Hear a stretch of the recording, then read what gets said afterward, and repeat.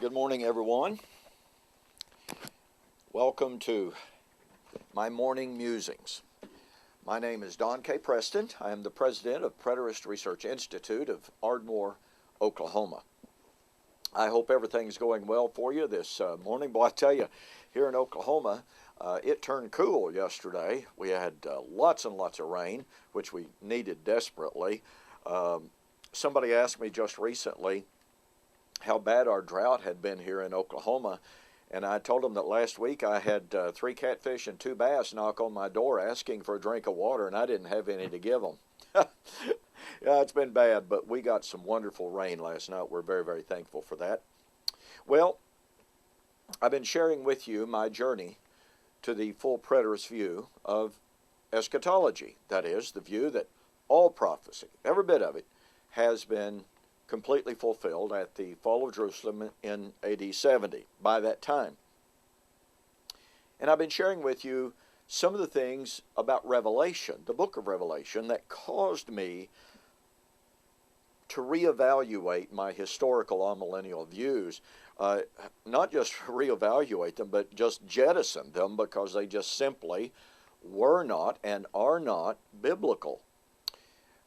I've shared with you the fact that Revelation contains so much Old Covenant language. It is indisputably a book that is saturated with citations and allusions and quotations from the law of Moses, that is, the Old Covenant. Now, see, I was raised, as I've shared with you, I was raised believing that the law of Moses and Torah were left behind at the cross. That after the cross, God was no longer dealing with Old Covenant Israel. All of her covenantal promises had been completely annulled. Well, it came as an incredible shock to me to realize, therefore, that Revelation is about the fulfillment of God's covenantal promises to Israel. Let me give you a great example of that, okay? Deuteronomy chapter 32, which I discuss extensively in my book, Who Is This Babylon? But Deuteronomy 32 is a prediction of Israel's last days.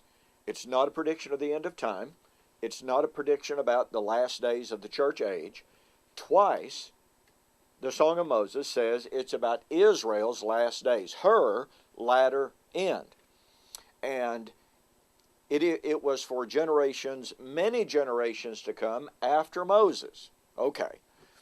Well, Deuteronomy 32:43, God said that in these last days of Israel, in her last days, God would avenge the blood of his saints. Oh, and he would call the Gentiles to him also. But notice that God would avenge the blood of his saints and would make atonement for the land and the people, or the land, the people. Okay.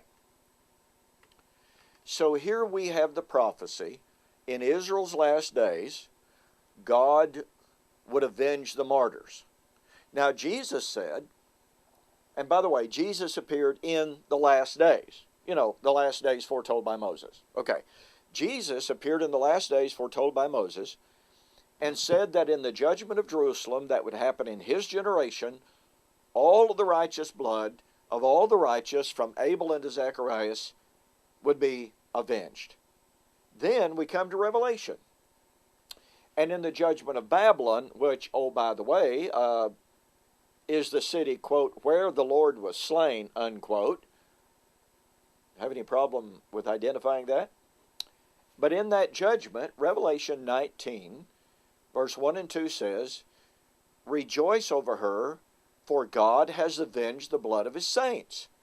This is a direct allusion to Deuteronomy chapter 32, verse 43. Okay. So here's the Song of Moses, which is an integral, vital, fundamental part of God's covenant with Israel. God would complete his covenant with Israel in her last days when he would avenge the blood of the martyrs. And here is John, actually God, the angels in Revelation 19, saying that Deuteronomy 32:43 would be fulfilled in the judgment of Babylon.